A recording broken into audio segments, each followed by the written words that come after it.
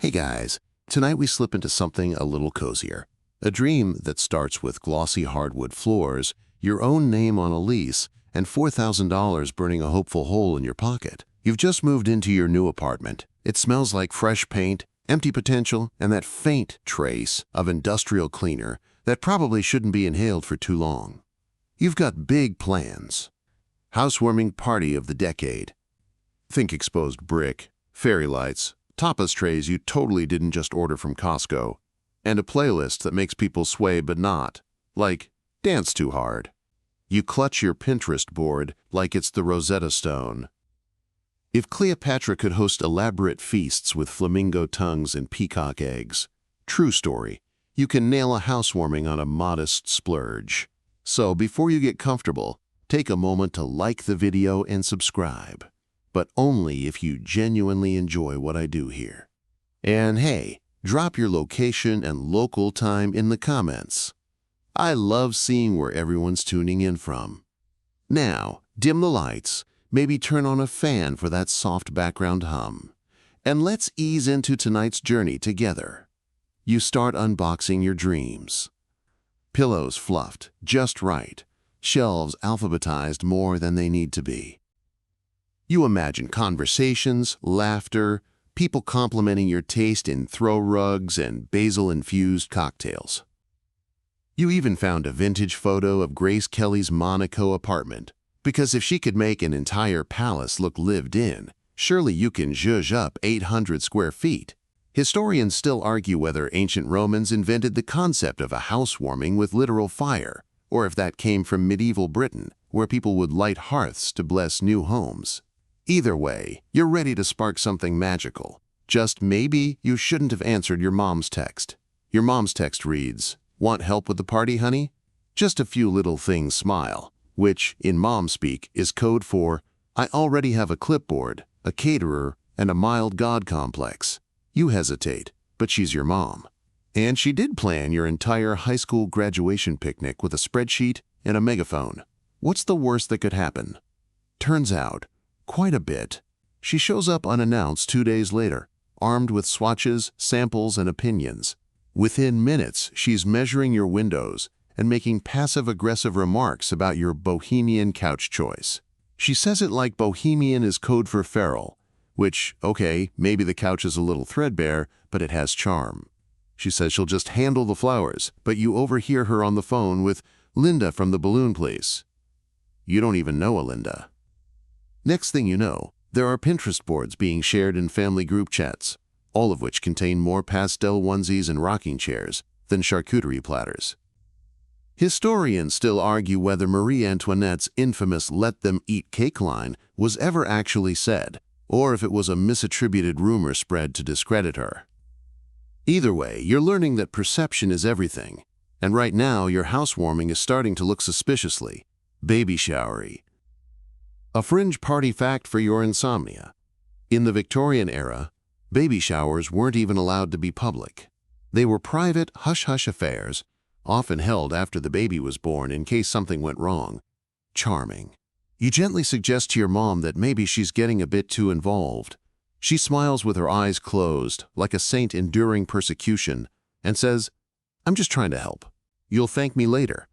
Spoiler, you won't. You spend the next afternoon crafting the perfect digital invitations. Sleek, minimalist design.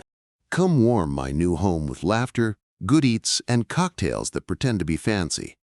You hit send to friends, coworkers, even your ex's cooler cousin, because, closure or whatever. Then your mom asks, with infuriating calm, "Did you want me to handle the invites?" You blink. "I already sent them." She smiles. "Oh, well, I sent some too. Just a few family people. Mostly for your sister." Your stomach does a little sideways roll. You log on to Facebook and realize she's made an event page. A public one. With a photo of your sister's 3D sonogram as the banner image. It's titled, "Welcome Baby and a New Apartment Too." Like your entire life is a side dish to the main course, which is apparently your unborn nephew. You feel like one of those medieval scribes forced to illuminate someone else's gospel.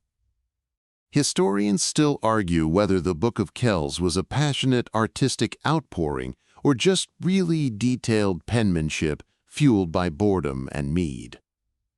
Either way, you're scribbling the margins of your own story. You try to laugh it off. Maybe it's a mistake. Maybe people will see your original invite and ignore hers. Then you get the first RSVP from someone named Aunt Carol, who writes, "So excited to celebrate our new little angel. What a fun combo party idea." You do not know Aunt Carol. You do not know what combo party means. You definitely don't know how to fix this without causing an actual family schism. Fringe fact: in 18th century France, noble women were sometimes banned from attending parties unless they wore identical dresses to the host's choosing. You suddenly understand that level of dictatorship, and your mom just ordered monogrammed napkins for your sister. The monogrammed napkins arrive the next day in a peachy pink box tied with satin ribbon. You open it with a cautious dread, usually reserved for snakes and rejection letters. Inside, 150 linen squares, each stamped in gold foil with the letters BABY beneath a stork graphic. So detailed it probably has a backstory. Your name is nowhere. You want to scream into a throw pillow, but instead you just sit on the edge of your perfectly fluffed couch, holding one of the napkins like it's evidence in a crime scene, which, let's be honest, it kind of is. You try confronting your mom. You say very calmly, "This was supposed to be my housewarming." She pats your shoulder, like you're a brave little soldier who just doesn't understand troop movements. "It still is, sweetie, we're just multitasking. Besides, your sister's so tired lately, she deserves something special." "Ah, yes, your sister. She of the swollen ankles and eternal halo." She waddles in just then, glowing like she's been airbrushed by angels, and says, "I'm just so grateful for the party. It means the world to me." You are now the villain in your own narrative. Historians still argue whether Machiavelli actually endorsed betrayal or if his infamous playbook The Prince was satire. You wonder this as your mom hands you a schedule. It includes a gift-opening slot, 3 baby games, and something called Name That Lullaby. Fringe fact: in ancient China, baby showers were strictly avoided until after the baby turned 1 month old. Superstition, sure, but you envy the distance. You walk to your bathroom, stare in the mirror, and say out loud, "You are not the background character." But even as you say it, you realize this party is already out of your hands. 3 days before the party, you finally get a notification that shatters the illusion that things might still turn out fine. Your mom has posted a countdown video on Facebook. It's a slideshow, complete with pastel transitions and royalty-free ukulele music, featuring baby photos of your sister and grainy ultrasound clips. At the end, a graphic flashes. Join us this Saturday for the big celebration. In smaller text below, a housewarming and a baby shower. Double the joy. You stare at it in horror. It has 87 likes, 43 shares, and several comments from people you don't know, saying things like, "Can't wait to meet the bump," and "Hope there'll be a diaper raffle." There will, in fact, be a diaper raffle. You didn't even know what that was until today, when your mom handed you a stack of pastel tickets and said, "Put one in each goodie bag, okay?" Historians still argue whether Emperor Nero actually fiddled while Rome burned, or if it was just political slander. But either way, you definitely hear the faint screech of emotional violins while watching your party disintegrate. You try to salvage things. You message your friends, and explain that, yes, it's still a housewarming party, but also kind of a baby shower. And no, they don't have to bring baby gifts unless they want to. Some reply with supportive LOL, OMG, what texts. Others ghost you like you've invited them to a cult. Fringe party tidbit. In the 1920s, stork teas were all the rage. Dainty affairs where expectant mothers sipped chamomile and swapped name ideas. Yours will have mocktails served out of baby bottles. Ironically, you sit back on your kitchen stool, look at your now sanitized cheese board, and realize something devastating. You've paid $4,000 for a party that isn't even about you. Saturday arrives like a guest you didn't actually invite. You wake up early to set out the food. You splurged on a caterer who promised elevated grazing experiences, which translates to fancy deviled eggs, rosemary sprigs on everything, and charcuterie that looks like it has a LinkedIn profile. You fluff the couch pillows, light the citrusy candle that cost more than your electric bill, arrange the florals your mom insisted on, pink peonies and baby's breath. So subtle, right? At 11 a.m. sharp, the doorbell rings. It's not your college roommate or that cute friend from work. It's 5 of your mom's friends, dressed like they're heading to a derby.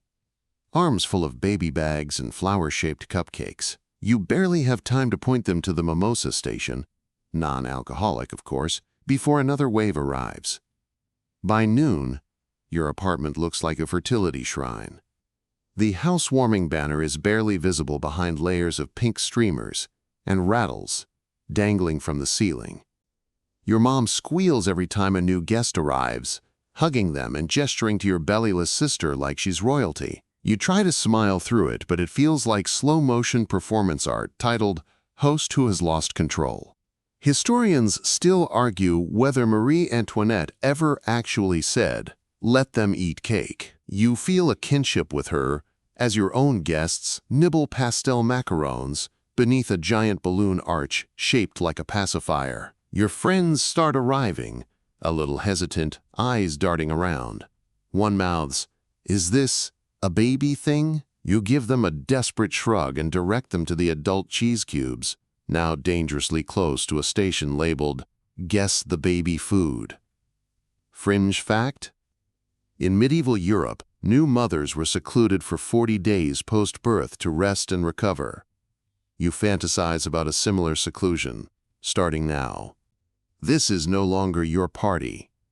This is a hostile takeover with gift bags. The games begin, and you brace yourself like it's the Battle of Hastings, where, by the way, historians still argue whether King Harold died from an arrow to the eye or just bad battlefield PR. Your mom clinks her glass, your glass, technically, and calls everyone to attention. "Let's kick off with some fun," she says with the glee of someone who didn't pay for any of this. Out come the clipboards. The first game is Guess the Baby Animal, where guests must match names like Cygnet and Leveret to baby swans and hares. You win, obviously, because you're the kind of person who reads Wikipedia at 2 a.m. for fun, but your mom laughs and says, "Let's not make this competitive, sweetie." Cool. Very cool. Next is the dreaded Measure the Bump. Someone brings out a roll of pink ribbon and tries to guess your sister's belly circumference. You back away instinctively, despite not being the target. Your friend Dylan mutters, "Is this a real thing?"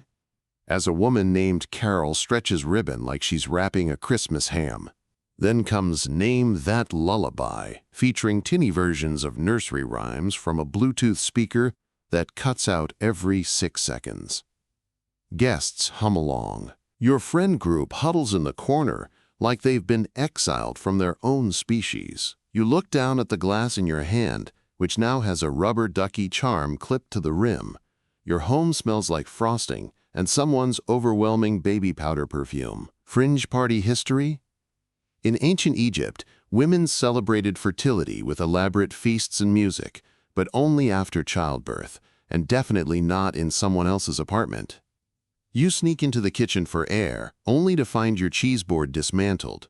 Someone replaced half the manchego with mini marshmallows. This was supposed to be your fresh start, your big adult moment. Now you're just a glorified event planner in your own home. You escape to the bathroom, not because you need to, but because it's the last room in the house that hasn't been infiltrated by pastel chaos and unsolicited belly rubs. You shut the door slowly, like you're in a horror movie trying not to alert the ghosts. Inside, you take a breath. You can still smell your lavender soap, still see your carefully rolled guest towels before they were folded into miniature swans by your mom for a touch of whimsy. You check your reflection. You look like a party favor, the kind that gets left behind. From the other side of the door, you hear laughter. Someone's won the Guess the Due Date raffle. Your mom's voice rises above the rest, delighted and beaming. She's having the time of her life. And you're hiding in your own bathroom like Napoleon in exile. Historians still debate whether his infamous arsenic poisoning in St. Helena was deliberate or environmental. Either way, he too probably longed for cheese cubes and dignity. You sit on the edge of the tub, scrolling through your phone. You have 3 texts from friends who left early, apologizing. One said, "Cute setup. Bit, baby heavy lol." Another, "Hope you got what you wanted from today." You didn't. Not even close. Then, there's one from your sister. "I know this got a little hijacked. Sorry. Want to go in half on pizza later." It's the first honest thing anyone said to you all day. A tiny olive branch tossed across a sea of duck-themed punch bowls. Fringe fact: in some indigenous cultures, new homes were blessed with smoke ceremonies, drumming, and quiet reflection. No balloons, no onesie decorating, no squeaky games. You close your eyes. It's not just the party. It's the feeling that you disappeared somewhere between the RSVP list and the diaper raffle, and no one noticed. You emerge from the bathroom like a weary gladiator. No sword, just a half-full cup of lukewarm punch. The party has reached its fever pitch. Pink tissue confetti flutters through the air like fallout. Someone's holding a baby bottle full of jelly beans, counting them with the focus of a Cold War codebreaker. Your mom spots you instantly. "There she is," she calls out, arms wide, like you disappeared for hours, and not, say, your entire housewarming theme. She steers you toward a makeshift gift table now piled with rattles, blankets, and tiny shoes that look like they belong to fashion-conscious mice. Your own housewarming gifts, remember those? A salad bowl set, an Amazon card, one very thoughtful indoor plant, have been nudged to the side like leftovers. You catch your sister's eye. She gives you a half smile, part guilt, part, "I didn't plan this either." She looks a little overwhelmed herself, surrounded by well-meaning relatives who keep rubbing her stomach like it's a genie lamp. You want to scream, but you don't. Because history has taught you something. It's never the screaming that makes the moment. It's the silence that follows. Like after the Boston Tea Party, when King George realized it wasn't just about tea. Historians still argue whether that moment sparked the real emotional fuel for revolution, or if it had already begun. You take your plant from the gift pile. It's the only thing that still feels yours. You walk into the kitchen, retrieve your cheese cubes, what's left of them anyway, and stand by the window. Outside, the late afternoon sun is soft, golden, and quietly mocking. Then your mom appears beside you. She says, "Sweetheart, isn't this the most precious day?" You turn slowly. The words form before you know what you're going to say. And you tell her the truth. Your voice is softer than you expect, but firm enough to cut through the chatter. "Mom, this was supposed to be my party, my housewarming. I spent months planning it, saved up for the caterer, the decorations. I wanted to celebrate my new chapter, not to host a baby shower for my sister." Her eyes flicker. A flash of surprise, maybe guilt. "I thought it would be special to combine them," she says, voice tentative, like testing the waters. You take a deep breath and remember that awkward fact. Queen Victoria was the first monarch to send official Christmas cards in 1843, a quiet act that changed holiday traditions forever. Sometimes, a small gesture redefines everything. You tell her, "I get that you want to celebrate her baby. I do, but this housewarming was about me taking a step forward. I feel like I lost that today." Your sister sidles over, nodding slowly. "I'm sorry too. I didn't mean to take over your day." You look at the 3 of them, your mom, your sister, and the cacophony of party guests still giggling inside. Historians still argue whether shared celebrations strengthen family bonds or dilute individual milestones. Maybe it's both. You soften. "Let's clean up. Then we can order that pizza and make this a party for all of us." Your mom smiles, relief washing over her. Your sister squeezes your hand. Outside, the sun dips lower, casting long shadows that promise an end, but also a beginning. You realize the party didn't go as planned. But maybe, Just maybe. That's okay. The evening quiets down. Guests begin to leave, carrying their pastel balloons and baby-themed favors, the kind that somehow leave behind a sticky residue on your floors and in your memories. You find yourself in the soft glow of your living room lamp, the shadows stretching long and gentle across your new walls. You sink into your couch, the one you carefully chose for this very space, and breathe. The scent of lavender from your candle mingles with the faint aroma of leftover cheese and now cooling pizza. Outside, the sky deepens into a peaceful navy, the kind of night that seems to hush the world just enough for you to feel a little lighter. It's funny how moments don't always turn out the way we expect. Sometimes they're messy and unexpected, like a spilled glass of wine or a surprise guest who doesn't quite fit the invitation. But that's the thing. Life is full of those moments.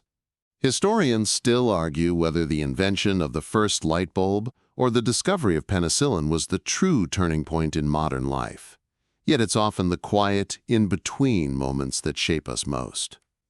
You think about your house, now slightly more lived in and loved, even if not quite in the way you imagined. The laughter, the awkward games, the tiny shoes that no longer seem so out of place. They're part of your story now. You feel the soft hum of the fan, the calmness settling like a gentle tide. And as you close your eyes, you let yourself hope that your next chapter will be just a little more yours. Good night.